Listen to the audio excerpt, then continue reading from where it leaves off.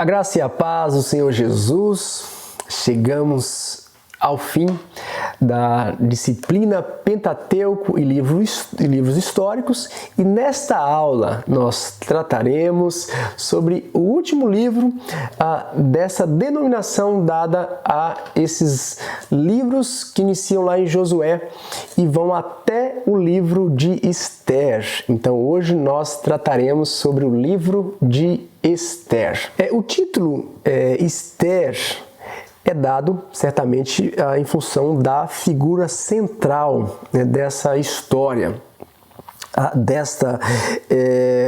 cujo nome significa estrela, e este é o nome persa de Hadassa, cujo significado é murta. No Antigo Testamento nós temos, além do livro de Esther, um outro livro dado pela figura feminina ou pelo enredo que destaca uma figura feminina, como nós já estudamos, que foi o livro de Ruth.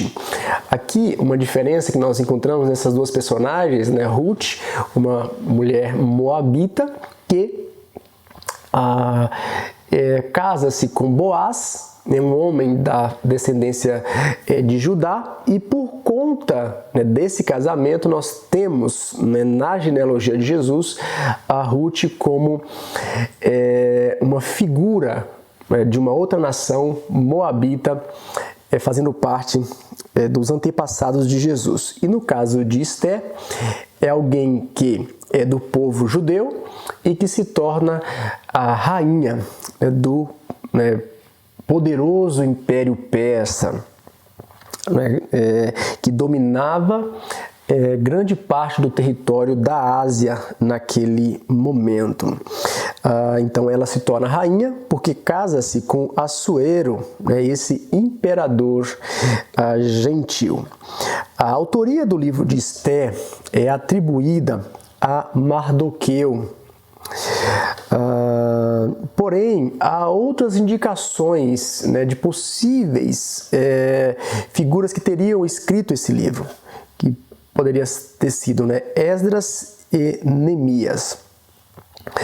O Talmud sugere que a grande sinagoga seja o autor principal, cujo presidente Esdras tenha colaborado com a redação. Então, nesse caso aqui, a autoria sai de uma figura, de um personagem principal para um agrupamento de pessoas que teriam se reunido para escrever num tempo em que Esdras teria sido o presidente ou líder dessa sinagoga. Lembrando que, como nós falamos em aulas anteriores, no período pós-cativeiro ou pós-exílio, Esdras contribuiu para organizar esses espaços de estudos da Torá, a lei de Moisés, os 5 livros de Moisés, que para nós é Gênesis, Êxodo, Levítico, Números e Deuteronômio. Muito bem. Acerca do cenário histórico, nós já destacamos em livros anteriores que esse período é um período pós-exílico de dominação estrangeira. E nesse momento nós temos a dominação persa sobre o povo de Israel, como também sobre muitos outros povos da Ásia, que foram dominados pelo Império Persa. Esther, ela ascende ao trono, ou ela tem a oportunidade de se tornar rainha, depois que Vasti, a rainha do imperador Assuero, é destituída do cargo. Então, Mardoqueu instrui a Esther a que participe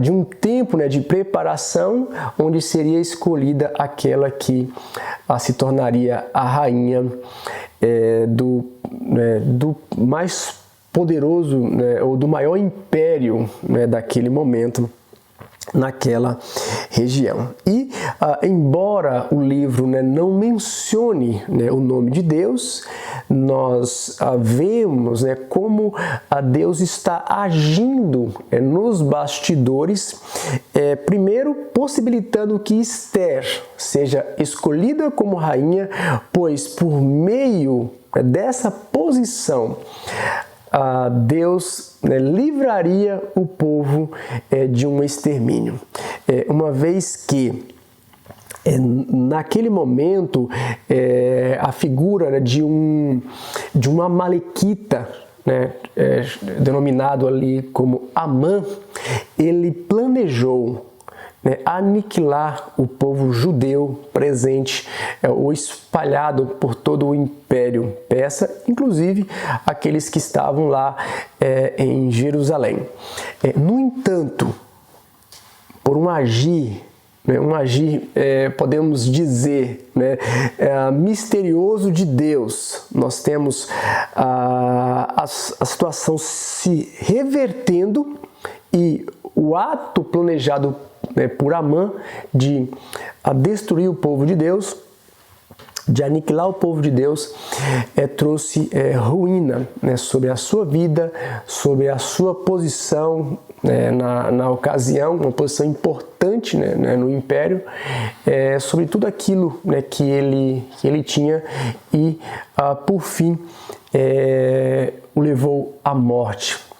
O próprio rei Assuero, né, o condenou ao enforcamento, porque esse plano foi arquitetado e Esther, né, foi um instrumento de Deus para revelar ao rei Assuero qual eram as intenções ímpias dessa figura, né, que aparece ali no registro do livro, de nome Amã. Então, ele tentou aniquilar o povo de Deus, mas por ação de Esther, pela coragem de Esther, esse ato, né, foi revertido contra Naamã e o povo de Deus pôde se preparar para defender, ou foi autorizado a se defender daqueles que poderiam, de alguma maneira, em cumprimento à ordem do rei Assuero,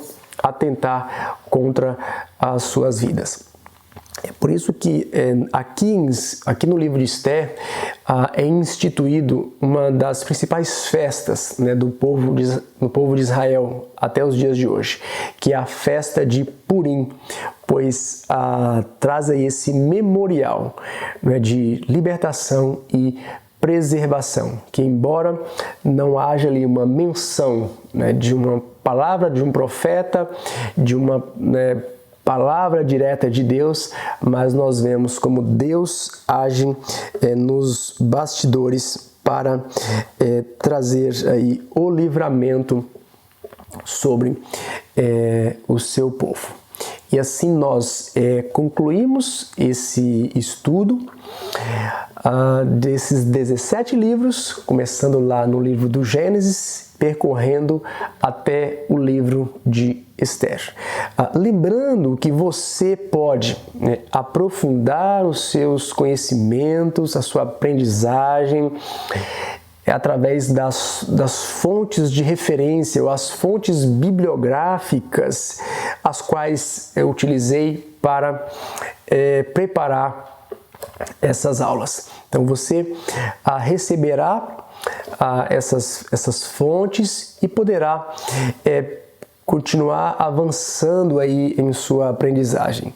Lembrando, né, que o tempo que nós dispomos aqui é um tempo muito curto dentro, né, desse conteúdo tão vasto, né, que envolve esses 17 livros que nós tratamos nesta disciplina. Espero que você aproveite o máximo desses estudos, dessas aulas, busque realizar as atividades e certamente o seu ministério será frutífero e sua vida glorificará o Senhor. Que Deus abençoe ricamente hoje e sempre, em nome de Jesus.